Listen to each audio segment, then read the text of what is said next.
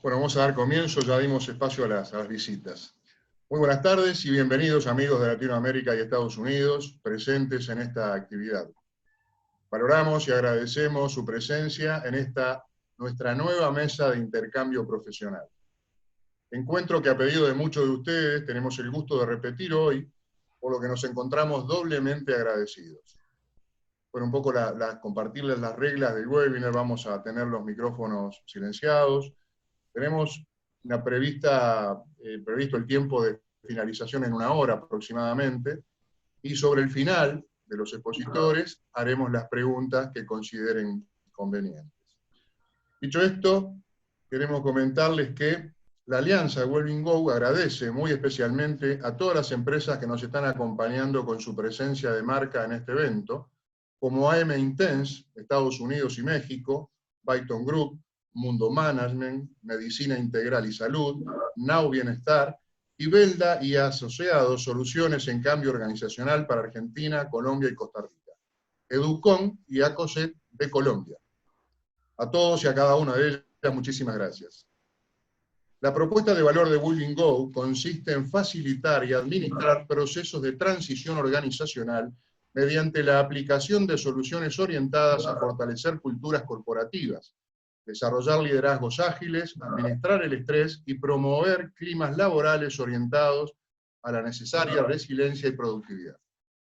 En definitiva, es un equipo interdisciplinario que desde una visión holística y con el máximo rigor científico en cada una de sus intervenciones, se propone acompañar a las organizaciones en esta continua transición que nos toca vivir y en la cual debemos continuar siendo rentables. Pero para contarles con más detalle lo mencionado, y nadie mejor que buena parte del equipo que conforma la alianza. En tal sentido, quiero presentar en primer término a la licenciada Andrea Ramírez. Andrea es licenciada en Administración de Empresas por la Universidad de las Américas y certificada como Project Management profesional por el Project Management Institute. Inició su carrera profesional en Citibank, donde desempeñó funciones administrativas y financieras. Es socio director de AM International Enterprise Service para Miami, Florida, y en Delta PMC Global Expert para México y Latinoamérica. Andrea, muchas gracias por acompañarnos. Le presento ahora a la doctora Jennifer Longstaff. Jennifer es médica clínica por la Universidad Austral de Buenos Aires, homeópata, por la Escuela Médica Homeopática Argentina. Es además entrenadora certificada en gestión del estrés y resiliencia por la Harvard Medical School. Es codirectora de Medicina Integral y Salud en Buenos Aires. Jennifer, bienvenida. Muchas gracias por tu participación. Es el turno ahora del licenciado Jorge Fernández Belda. Jorge es licenciado en Relaciones Públicas por la Universidad Kennedy de Buenos Aires. Posee un posgrado en Antropología Empresarial por la Universidad de Belgrano y profesional certificado en Management Estratégico por la Northern Illinois University de Chicago. Especialista en gestión del cambio, formado en Estados Unidos y Brasil, autor de la metodología de cambio organizacional Zen y del libro La empresa pendiente, cambio organizacional a través de las personas, editado en Colombia y Argentina, director de Belda y Asociados, Soluciones en Cambio Organizacional. Jorge, bienvenido, muchas gracias por tu participación. Parece, quedo con vos para la primera pregunta. ¿Cómo no? En un contexto donde se habla tanto del cambio y en particular del agilismo, ¿qué significa ser una empresa ágil? Bueno, gracias Juan Carlos y buenas tardes a todos y agradecemos en nombre de todo el equipo que conformamos WellBeingGo su participación en esta actividad. Si me permiten voy a compartir pantalla y para dar respuesta a lo que nos plantea Juan Carlos. Nos parece útil como marco de referencia explicar en cierta medida nuestro abordaje, que tiene que ver con, vos hablabas Juan Carlos recién de esta mirada integral a las organizaciones.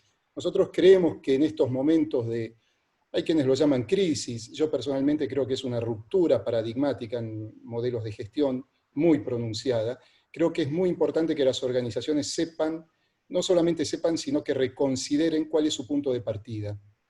Es decir, es un momento para reformular, para replantear, para dudar Creo que la duda en estos momentos es un síntoma de inteligencia organizacional.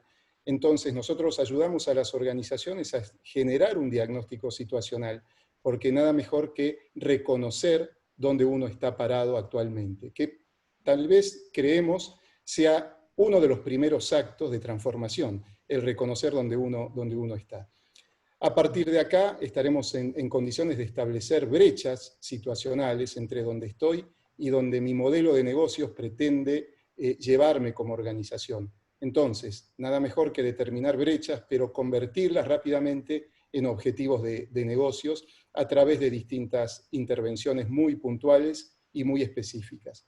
Y a partir de aquí lograr lo que nosotros llamamos un continuo estado de salud organizacional.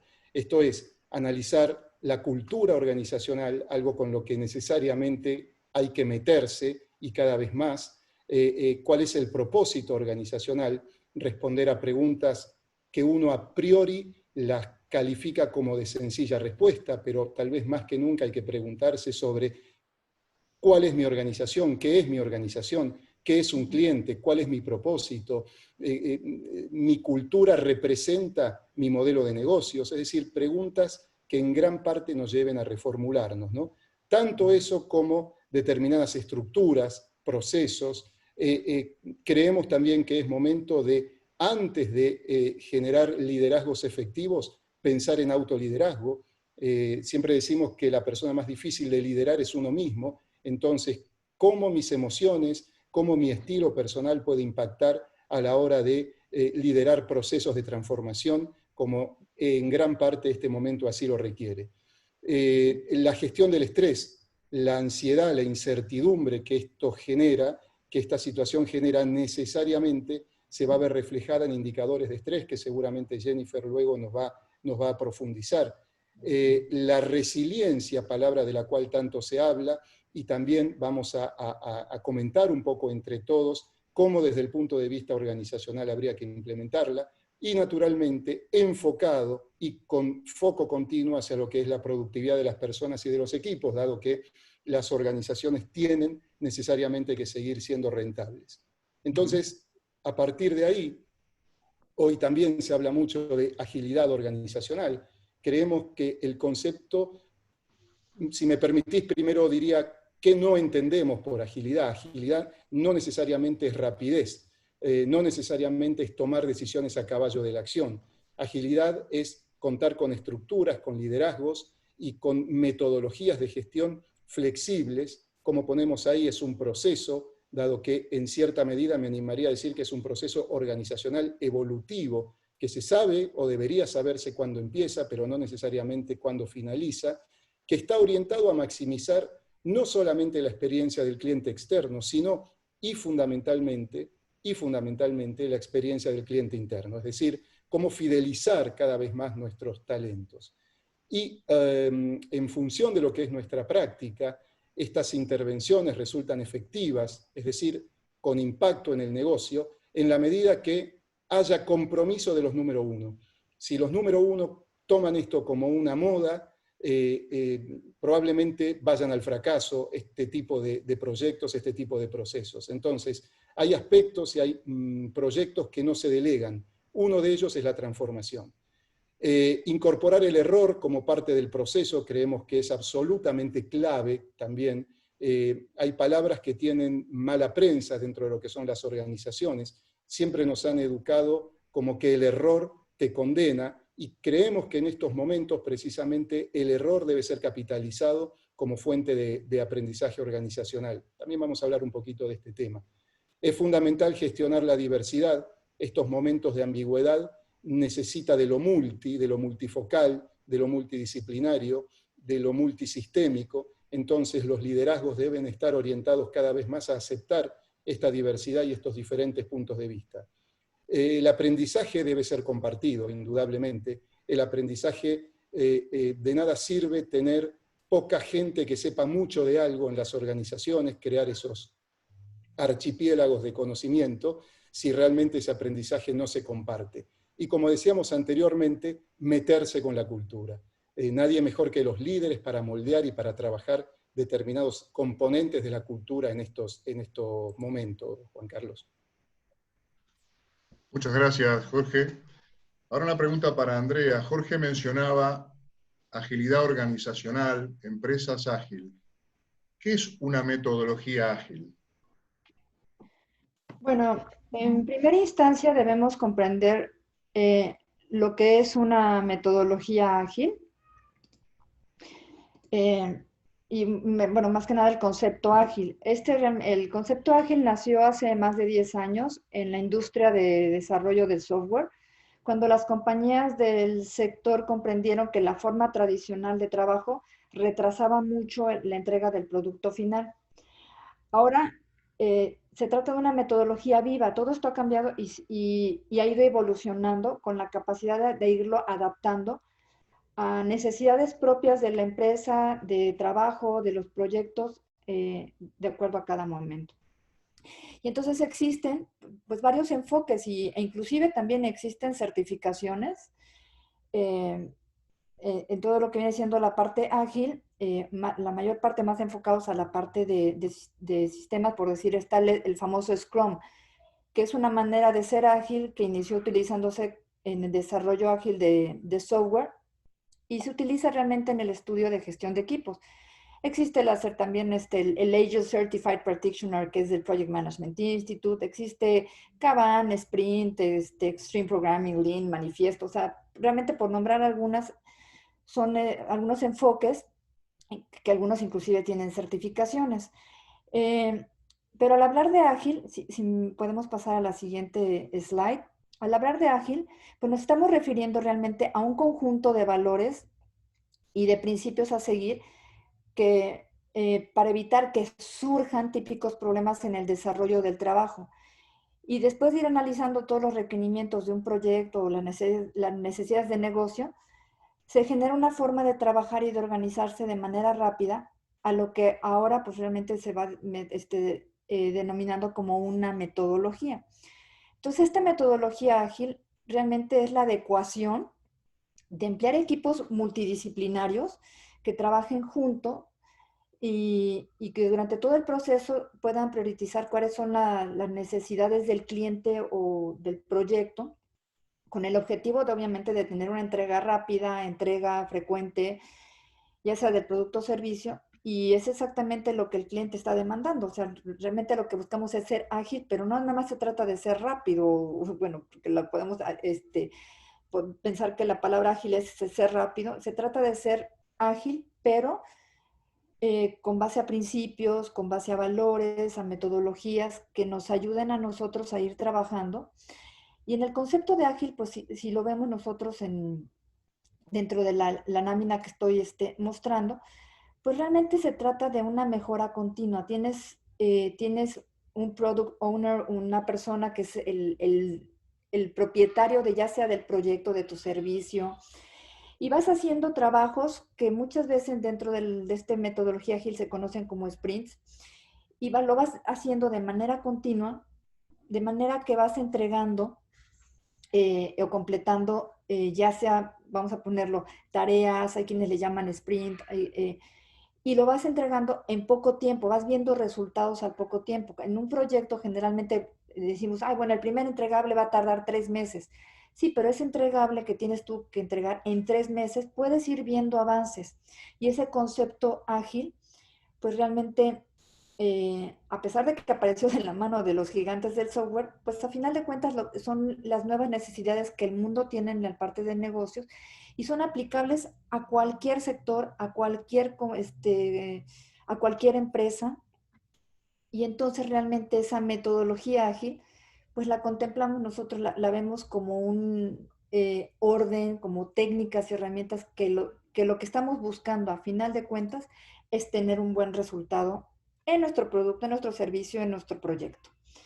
Para mí eso realmente es una metodología ágil. Muchas gracias, Andrea. Indudablemente estos cambios traen sin duda una serie de ansiedades, de desafíos y demás. Indudablemente generan estrés. Preguntaríamos a Jennifer entonces, ¿qué es el estrés? Gracias, Juan Carlos, por tu pregunta. Estrés, la definición clásica de estrés es la respuesta que genera el cuerpo ante un estímulo que se percibe como amenazante. La situación que estamos viviendo actualmente, estos estímulos de amenaza, pueden ser este tiempo de incertidumbre, como bien mencionaste, o como decía Jorge, este tiempo de ruptura, o cuando uno está trabajando, el estar teniendo diferentes desafíos, sobre todo, bueno, con toda la situación actual que se vive. Entonces, la respuesta de estrés es una respuesta sistémica, eso significa que es una respuesta que está en todo nuestro cuerpo. Es una respuesta armónica, es una respuesta que está organizada, y es una respuesta que nació como para protegernos y para sobrevivir. Si nos remontamos millones de años atrás, esta respuesta de supervivencia nació, por ejemplo, el hombre de las cavernas se enfrentaba a un depredador y o se quedaba a luchar o huía. Entonces, para poder hacer esto, el cuerpo evolucionó y tuvo esta respuesta de estrés. Con nuestra evolución, con el correr de los años, esta respuesta de luchar o huir se transformó a otro tipo de respuestas, también de estrés, pero más de tipo adaptativas, ya sea una respuesta más creativa, más intuitiva, más empática. Acá hay un punto muy importante, que cuando digo que es una respuesta, la respuesta de estrés es organizada y es sistémica, quiere decir que en el cuerpo, una vez que nuestro cerebro percibe algo que nos puede lastimar, que nos puede dañar, algo que percibimos diferente, o como este tiempo de ruptura que estamos viviendo, eso que sensamos que como tenemos un radar en la parte muy interna de nuestro cerebro, en el cerebro reptiliano, nuestro, que está bien en el profundo en el cerebro, sensa algo diferente a lo común. Entonces gatilla 3 patas de la respuesta al estrés. Por un lado, una respuesta inflamatoria, entonces está todo nuestro cuerpo preparándose a ver qué va a venir. Por otro lado, nuestro sistema nervioso simpático, por eso nuestro corazón late más rápido, por eso se nos pone la piel más pálida, por eso respiramos más rápido, todo para prepararnos para sobrevivir. Y por otro lado, se estimula una respuesta hormonal y de neurotransmisores, que es todo el eje del cortisol. Todo eso, con todo el cablerío de nuestro cuerpo, toda la sangre por todos lados, por eso es una respuesta sistémica y que en cada uno se manifiesta de formas diferentes. Dicho esto, y yo soy una defensora de la respuesta de estrés, hay una parte de esta respuesta de estrés que, así como nació de supervivencia, es la que nos ayuda. Entonces, cierto estrés nos mejora el rendimiento. Ahora, nos mejora el rendimiento. Entonces eso significa que me puedo enfrentar a mi depredador, me puedo enfrentar al cambio, me puedo enfrentar a un nuevo desafío, me puedo enfrentar a esa persona en la oficina que por ahí me dificulta algo, me puedo enfrentar a dar una presentación. Entonces eso, cierto rango de estrés, digamos, es saludable y está bueno porque me prepara, me ayuda y saca lo mejor de mí. Ahora, cuando ese estímulo termina, esa respuesta de estrés tiene que desactivarse. Y nuestro cuerpo es increíble y todo tiene un mecanismo de compensación. En este caso, nuestro mecanismo compensador de respuesta de estrés es la respuesta de relajación. Eso es lo que está faltando últimamente, y por eso cuando escuchamos de hablar de estar estresados, tiene una connotación negativa, y no algo positivo como fue el inicio de la respuesta de estrés.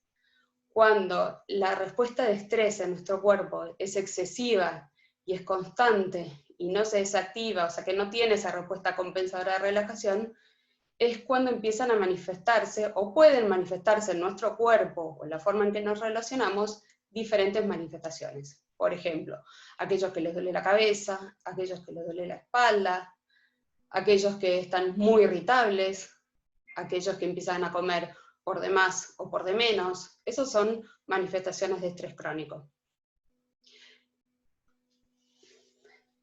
Una forma que nos gusta explicarlo es como con un elástico, ¿no? Que es, por ejemplo, el elástico del puño del buzo o del cuello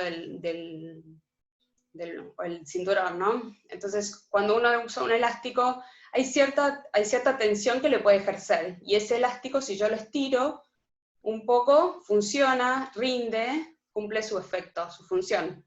Eso sería una respuesta de estrés apropiada. Ahora, cuando yo dejo de tensarlo, vuelve a su situación basal. Eso sería, vuelve con la respuesta natural de relajación.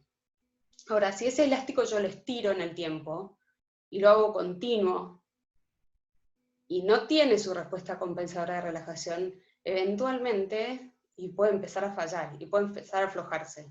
Eso es lo que nos referimos con los síntomas del estrés crónico. Es ese elástico que no afloja, y que bueno, en algún momento por ahí empieza a lastimarse. Muchas gracias, Jennifer.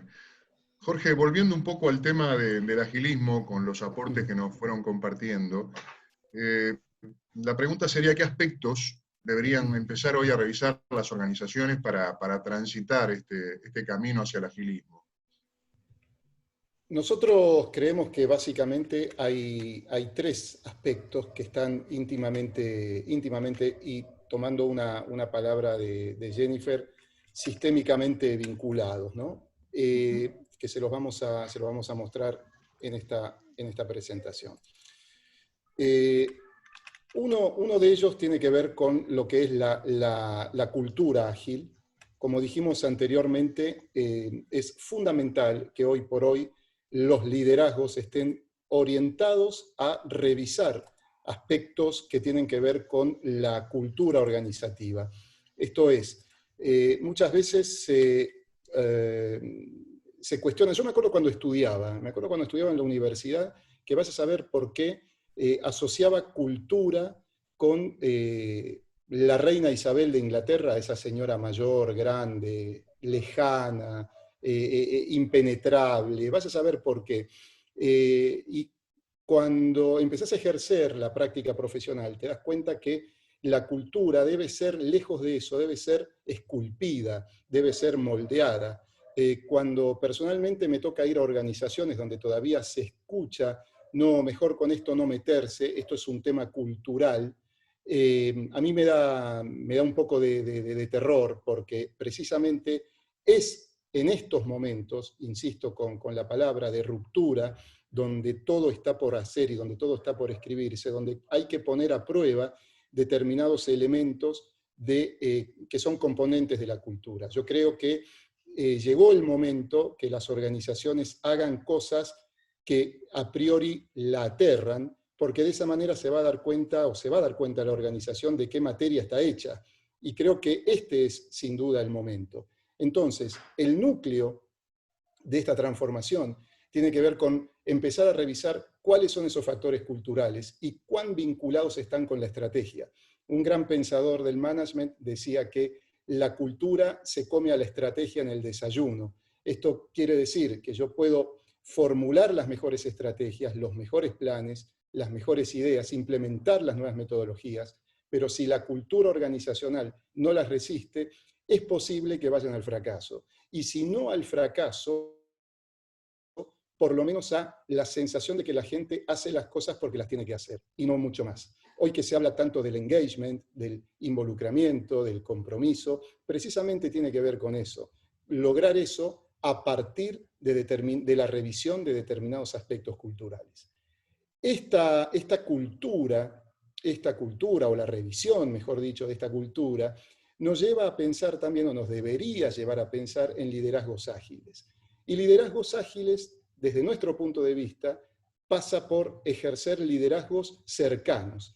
En este momento de home office y de tanto cambio, hay competencias de liderazgo que uno escucha a colegas y a expertos vinculados al tema, y es como volver a las fuentes. Hoy cada vez más se habla de la empatía, se habla de la cercanía, se habla de el involucrarse en aspectos hasta personales del colaborador, dado que yo no lo tengo todos los días cara a cara, y eso implica una transformación e implica una automirada. Esto que hablábamos en el primer slide acerca del autoliderazgo.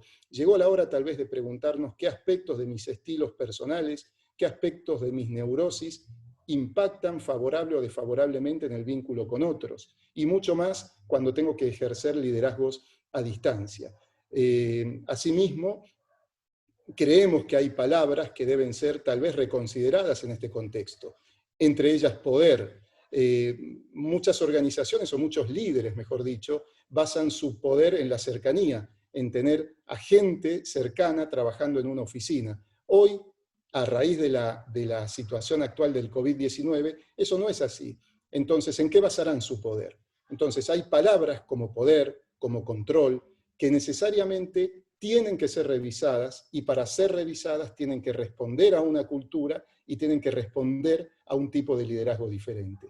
Y naturalmente, esta cultura, estos liderazgos, esta mirada sistémica organizacional que implica el agilismo, requiere de estructuras ágiles. Siempre digo, y les comparto a quienes nos están mirando y escuchando, que si tienen un organigrama tradicional a mano, vayan guardándolo, porque dentro de poco se los van a pagar muy bien, va a ser una pieza de museo. Hoy, de esas estructuras piramidales y rígidas, vamos a pasar a células de trabajo interdependientes, interconectadas, intervinculadas y muy multidisciplinarias, multigeneracionales, multisistémicas, es decir, donde el liderazgo, más que una función, más que un cargo, va a ser una actitud, va a ser un servicio, y va a ser rotativo, porque cada vez más la eficacia y la efectividad del liderazgo correrá por una cuestión no solamente aptitudinal con P, que es la condición necesaria, sino fundamentalmente con C, la actitud, que es la condición de suficiencia. Eso es lo que constituye, desde nuestro punto de vista, una aproximación a lo que las organizaciones deberían considerar a la hora de implementar o de pretender introducirse en un proceso de agilismo. Gracias, Jorge. Por favor. Andrea, en esto que estaba comentando Jorge, del cambio de estrategia, de la cultura organizacional y demás, en una dirección de proyectos, precisamente, ¿cómo se utiliza una metodología ágil? Bueno, así como mencionaba hace rato que dentro de la parte ágil existen diferentes enfoques y estándares, también en la dirección de proyectos se cuenta con diferentes enfoques y estándares. Por decir, existe el Project Management Institute, que es conocido como el PMI, o el International Project Management Association, que es conocido como el IPMA, pero también existen muchas otras asociaciones internacionales que han creado pues, certificaciones a reconocimiento internacional, y estos enfoques son conocidos como los enfoques tradicionales. Sin embargo, esto todo no está peleado con una metodología ágil, por lo que en la dirección de proyectos sí se utilizan las metodologías ágiles, y en términos de dirección de proyectos, pues realmente lo que uno hace es elegir realmente la forma de trabajar bajo una metodología ágil, pero de acuerdo a la naturaleza del proyecto y a los requerimientos que uno tiene. Como lo mencionaba, existe un enfoque tradicional, pero también existe la parte ágil, en donde a final de cuentas, ¿qué es lo que estamos haciendo? Estamos incorporándolos, y a final de cuentas lo que estamos buscando es lo mismo: entregar en un proyecto, pues finalizar un proyecto en donde debemos entregarlos, valga la redundancia, los entregables en tiempo, sin exceder el costo, con la calidad deseada, obviamente sin desviarnos del alcance del proyecto. Muchos directores de proyectos pues prefieren utilizar la metodología ágil por diferentes razones. Si pasamos al siguiente slide, por favor. Que de acuerdo el buscar esa metodología, ¿a qué se debe? Bueno, pues es que pueden ser más flexibles, pueden ser más transparentes. Va a depender muchísimo, bueno, qué necesita. Ahí existen inclusive el sentimiento de propiedad o de responsabilidad, o necesito yo una constante retroalimentación de cómo voy en el proyecto, o qué tan complejo puede llegar a ser. Si lo manejamos nosotros bajo una visión de proyectos, en proyectos generalmente lo manejamos por grupos de procesos, que va la iniciación, planeación, ejecución, monitoreo, control y cierre. Y si lo integramos con una metodología ágil, pues ¿qué es lo que hacemos? Es que conforme vamos avanzando nosotros, pues vamos viendo, revisando ese plan, esa creación, esa revisión para liberar ya sea parte de las tareas que van a integrar nuestro alcance. La realidad es que no existe una metodología así de talla única adecuada a un proyecto, pero la elección, pues como les mencionaba, va a depender de la naturaleza del proyecto, el tamaño, los recursos que van a estar involucrados, el costo.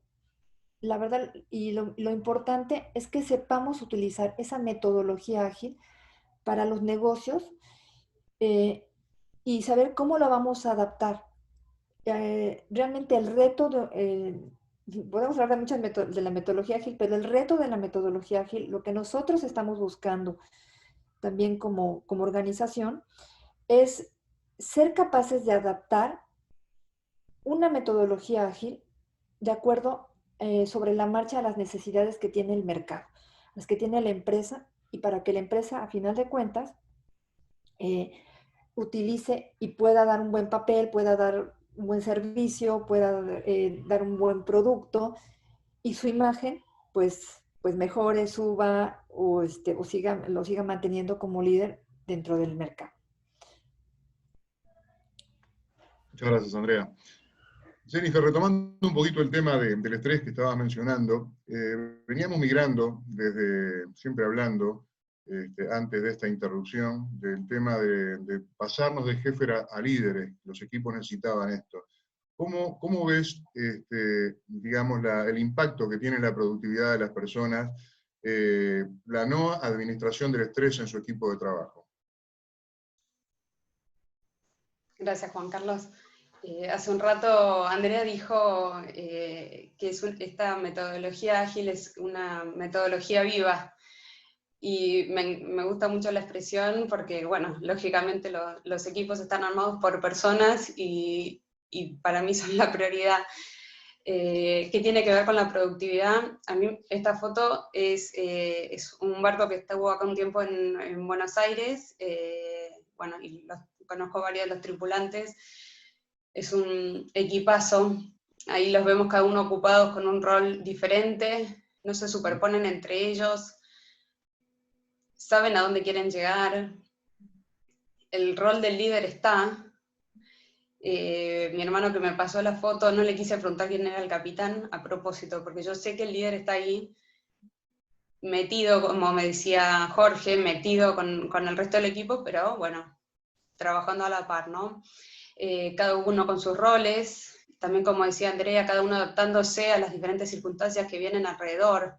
Ahí están en Brasil, es un mar al que ellos no están habituados, las corrientes cambian capaz de un momento a otro, los vientos cambian de un lado a otro, los barcos que están alrededor corriendo también cambian de un lado a otro. Pero bueno, están todos con el mismo propósito, navegando hacia el mismo fin. ¿Qué tiene que ver el estrés, el trabajo en equipo y la productividad?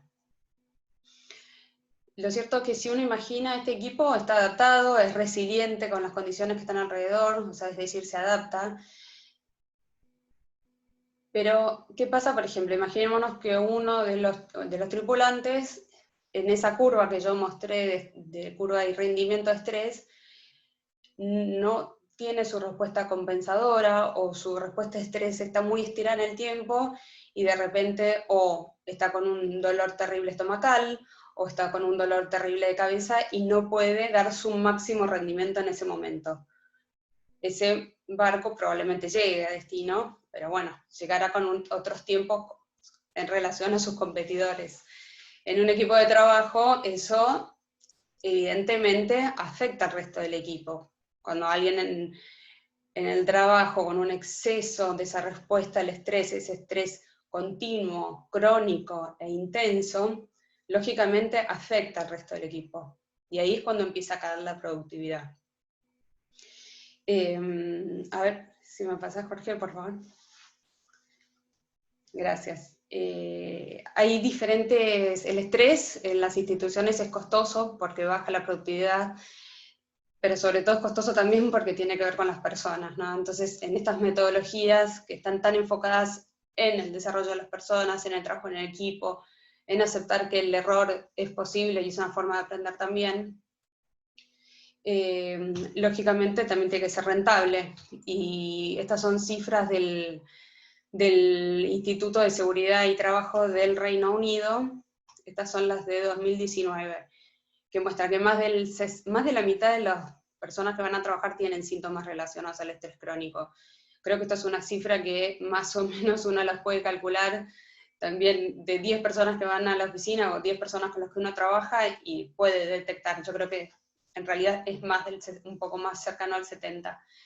Es costosísimo, en libras el gasto, este es el costo que muestra de 12,47 billones por año, es lo que calculan en el Reino Unido, que es lo que se gasta por síntomas derivados del estrés crónico.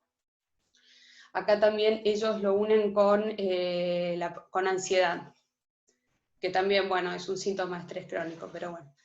Las cifras en Estados Unidos son altas también, difieren un poquito, pero traje estas para mostrar porque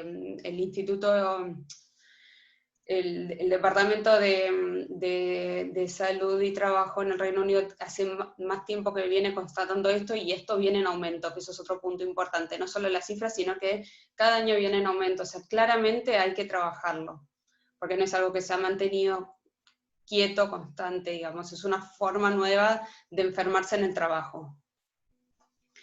Y bueno, son muchísimos los millones de días perdidos. Y lo otro que acá también con respecto al tema de los días perdidos por síntomas de estrés crónico o ansiedad y depresión, hay que tener en consideración también esto de que, como decíamos, es una metodología viva, los equipos están formados por personas, somos todos como células de algo más grande, entonces si falta uno, no es solamente que hay uno menos, se potencia mucho más. Digamos, el equipo no es solamente la suma de unas personas, es potencialmente mucho más, y por eso es importante también. Muchas gracias, Jennifer. Es contundente los informes, la pérdida que trae aparejado esta mala administración, ¿no? Jorge, digamos, según tu experiencia, ¿qué es lo que las organizaciones deberían tener presentes para que en estos procesos de transformación no fracasen? Mira, Juan Carlos, yo creo que una de las principales, no sé si recomendaciones, pero sugerencias que uno puede dar, tiene que ver con dejar la soberbia de lado. Hay muchas organizaciones que combinan desconocimiento y soberbia, y eso es un cóctel bastante nocivo, que a su vez impide cualquier proceso de mejora, cualquier proceso de transformación. Yo siempre recuerdo, y los más memoriosos de nuestros amigos que nos están escuchando, por lo menos de Argentina, lo recordarán, allá por la década de los 90 se realizaban las famosas Expo Management, que eran grandes ferias donde venían los mejores gurús de todo el mundo a compartir sus experiencias. Venía el gurú del management, el gurú de la calidad, el gurú de la planeación estratégica.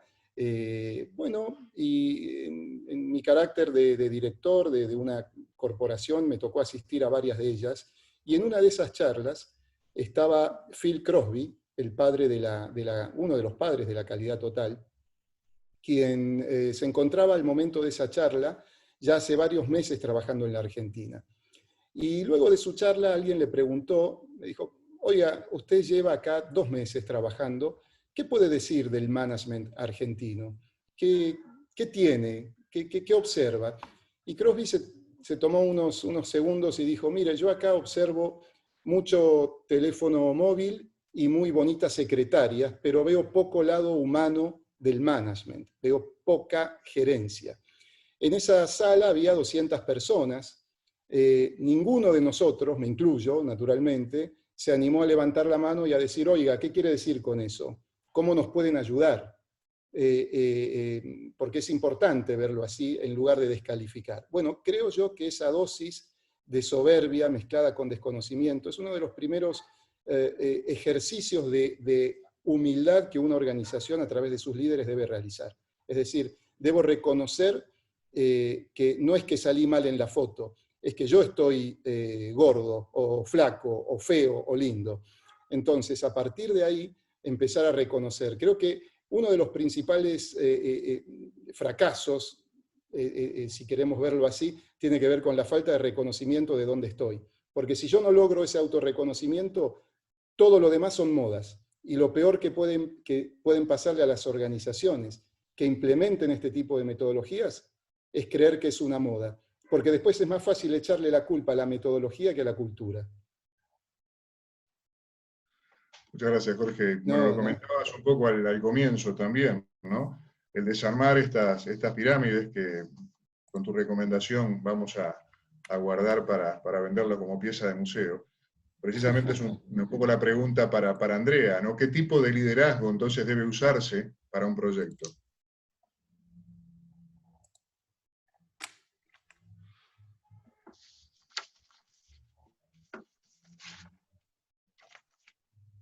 Estás muteada, Andrea. Perdón, no sé, ahí sí yo no sé cómo lo puse, pero bueno, disculpen. Bueno, primeramente lo que tenemos que ver nosotros que un proyecto no es lo mismo que una operación.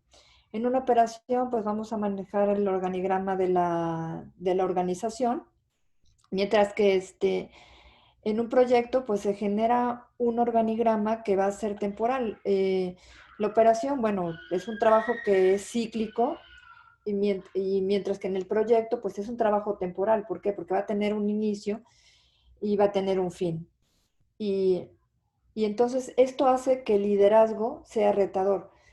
Pues durante el tiempo que dure el proyecto, el director del proyecto no solo debe de ser el que administra el proyecto, el que gestiona el proyecto, también debe ser un profesional que sepa motivar, inspirar y conseguir llevar al equipo de proyecto a una meta común. Siempre tratar de hacer posible que trabaje como equipo, pero sobre todo tiene que finalizar el proyecto de manera exitosa, terminando siempre en el tiempo programado, sin exceder el presupuesto, estimando la calidad.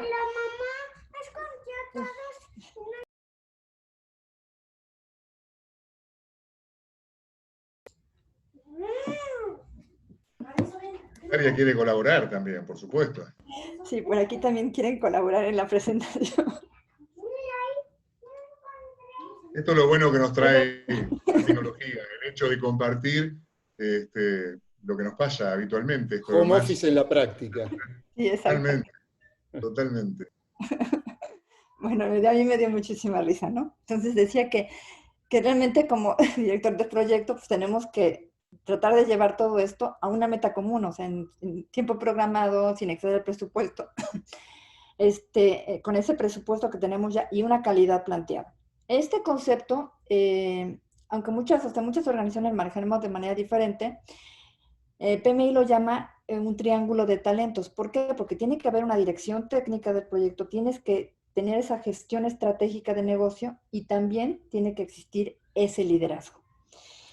Y es que todo director debe de ser, ante todo tienes que saber ser un líder y saber conseguir el éxito del proyecto. Mientras que en un liderazgo efectivo, pues, o sea, cuando llevas ese liderazgo efectivo, tienes que lograr el objetivo, saber motivar al equipo y sobre todo que entiendan el proyecto, que tomen el proyecto como uno, y ese es el gran rol que tiene un director de un proyecto. O sea, ese liderazgo no es sencillo. Si pasamos al siguiente slide, podemos ver que existen, de acuerdo a PMI, bueno, como lo mencioné, diferentes enfoques, y estoy muy apegada a las metodologías del Project Management Institute. Entonces, existen diferentes estilos de liderazgo para llevar a cabo un proyecto. Existe el líder servidor, el transaccional, el carismático, interrelacional, coercivo, autoritario, filiativo, democrático, pacífico, y lo que más está de moda es ser un líder estilo coach. Los líderes no van a dirigir, realmente los líderes guían, apoyan, y la capacidad de liderazgo se basa en la confianza y el respeto. Entonces, como director de proyecto, uno debe de conocer al equipo, saber qué estilo de liderazgo tiene y saber cómo lo vas a saber, cómo lo puedes utilizar para tener sobre todo los resultados que el cliente quiere. Por lo tanto, bueno, o sea, ¿qué tipo de liderazgo tienes que ocupar? Bueno, allí sí te puedo decir, conoce primero a tu equipo, conoce al cliente y ese es el liderazgo que tú tienes que ocupar. Muchas gracias, Andrea. Mencionaste la confianza, yo creo que hoy es uno de los factores, y más en esta interrupción involuntaria que nos toca vivir, creo que la confianza y probablemente transmitir esta confianza al equipo de trabajo es fundamental, precisamente para motivar, y esa es un poco la pregunta que quiero hacerle a Jennifer. ¿Qué estrategias se pueden utilizar para optimizar nuestra respuesta al estrés?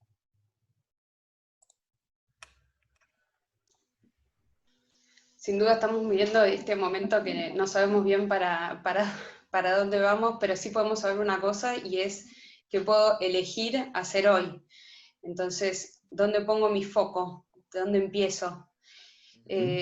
Como médica, vuelvo a mis orígenes del principio, y cuando Jorge habla de diagnóstico, y Andrea también, y bueno, yo también digo, empecemos con un diagnóstico, ¿no?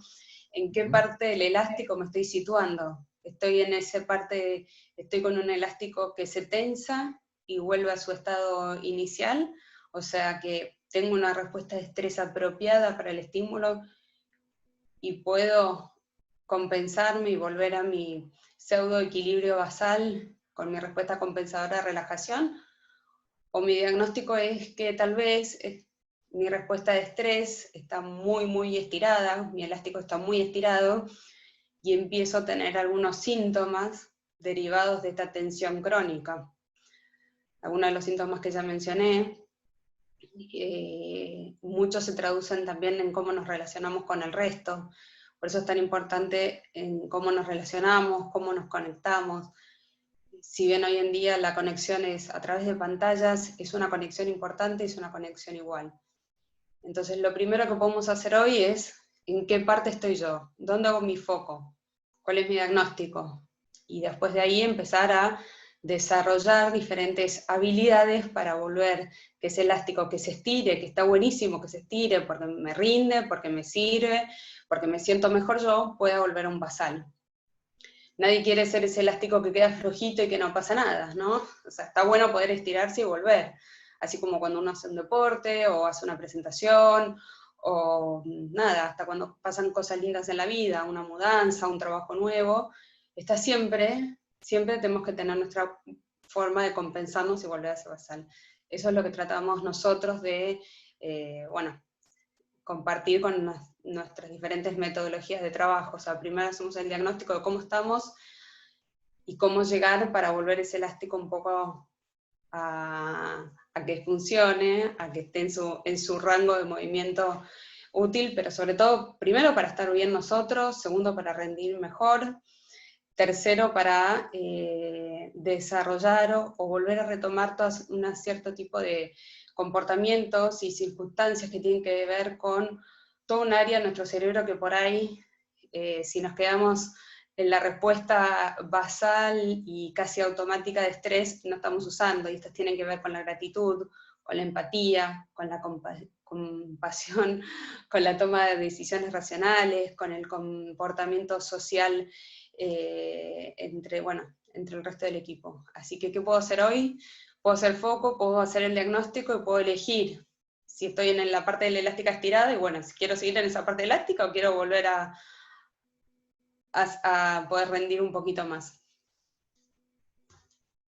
Muchas gracias, Jennifer. Bueno, los temas que hemos tratado, que realmente son tan importantes hoy en el tema de las organizaciones, en el tema de las personas, resiliencia, administración del estrés, liderazgo, metodologías ágiles, un poco todo lo que tenemos, digamos, que ir implementando. Jorge mencionó algo también que, aparte de la fortaleza que hablábamos, interesante destacar, la humildad de los líderes, el trabajar en forma conjunta con todos, como Jennifer comentaba, el tema del barco, cada uno es conocedor de su rol, inclusive desde el líder, para desarrollar y tener realmente resultados beneficiosos.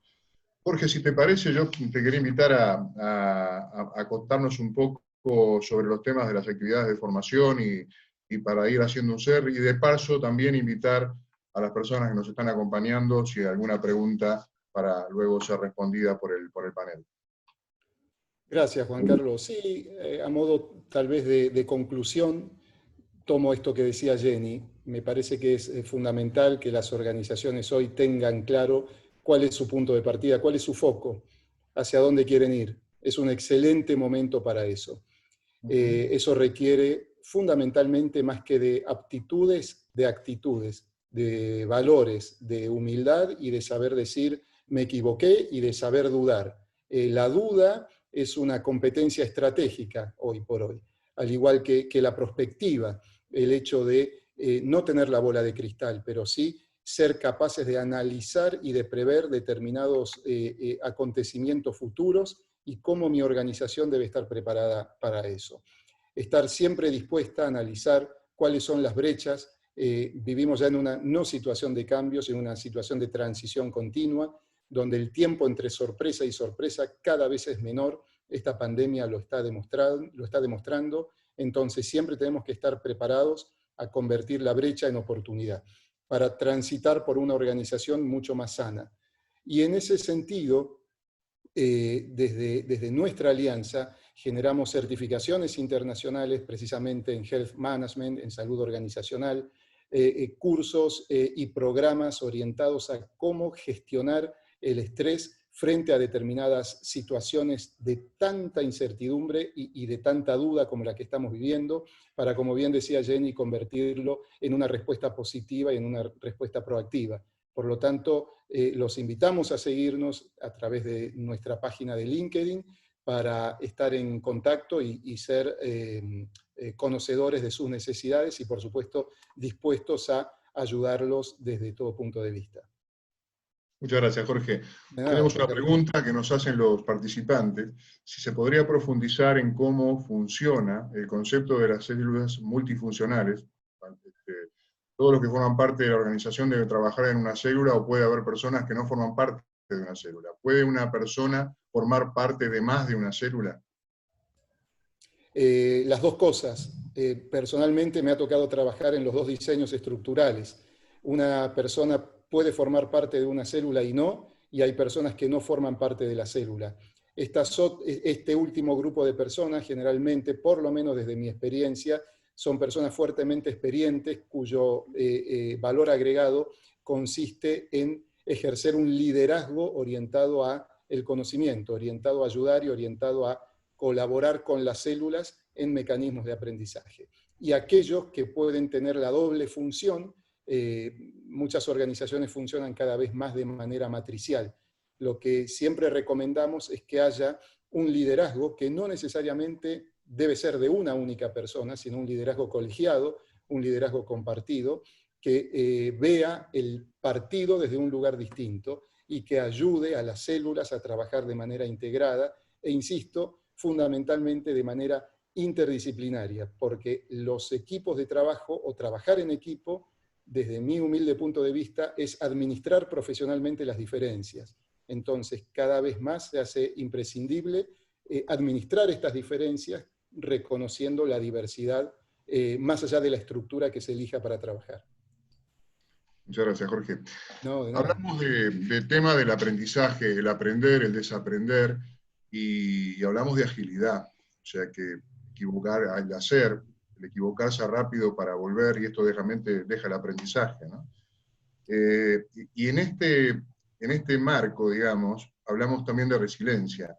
Yo le preguntaría al panel, ¿cómo definirían ustedes o qué es la resiliencia? Las damas primero. Las damas primero. Andrea, si te parece.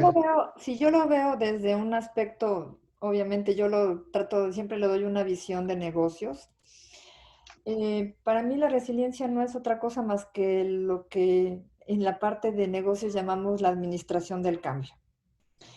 Ese change management o administración del cambio, pues realmente es todo un reto el poder ir adaptándote a esos cambios que están existiendo o que están sucediendo, ya sea de trabajo, ya sea de organización. Eso es lo que manejamos nosotros dentro de la parte de administración del cambio.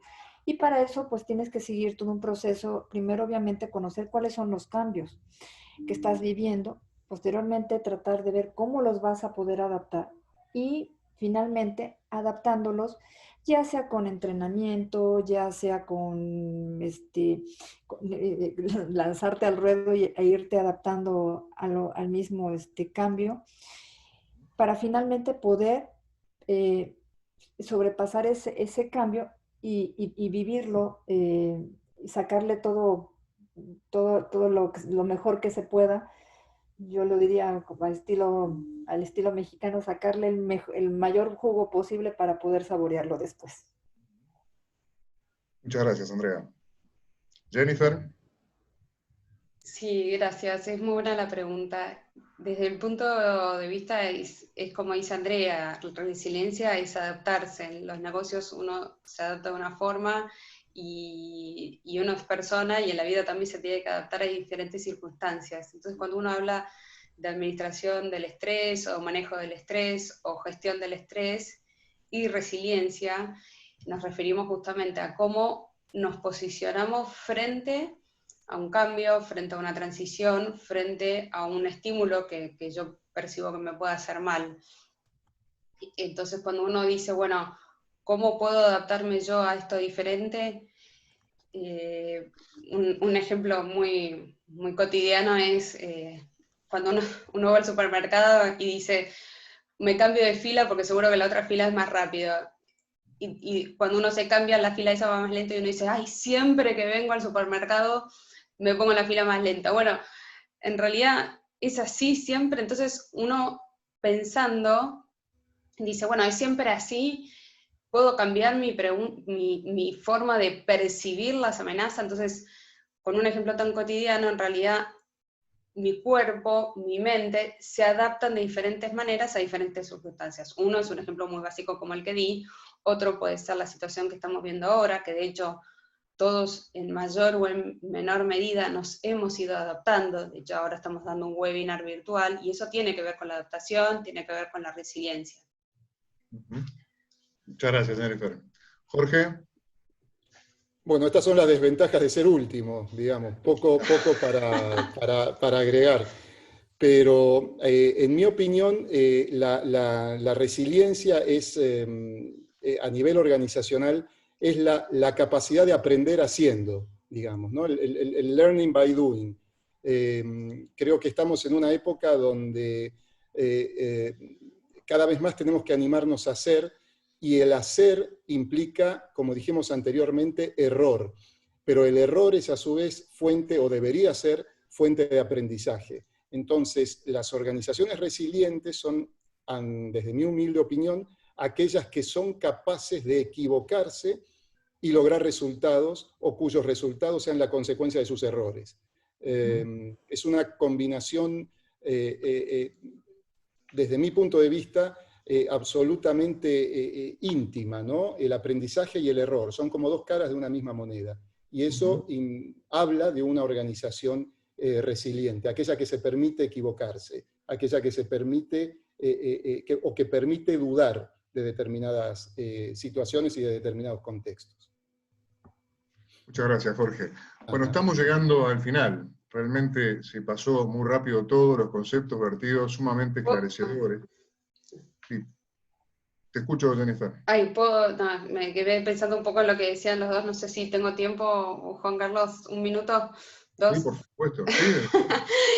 Sí. Con esto de la resiliencia, que creo que si pensamos también evolutivamente muchos años atrás, millones de años atrás, el hombre como especie vivía separado, ¿no? Como en grupos muy chiquitos, en clanes, y de a poco se fueron unificando y fueron formando pueblos, después se fueron formando ciudades, un poco cada uno con su diversidad, juntaron sus fortalezas, y eso fue parte también de adaptarse, o sea, de ser resilientes con todo lo que estaba pasando alrededor y poder evolucionar, o sea, dar un paso más adelante, ¿no? Eso también me parece que es un buen ejemplo, como para unificar todo lo que las tres definiciones que dimos recién.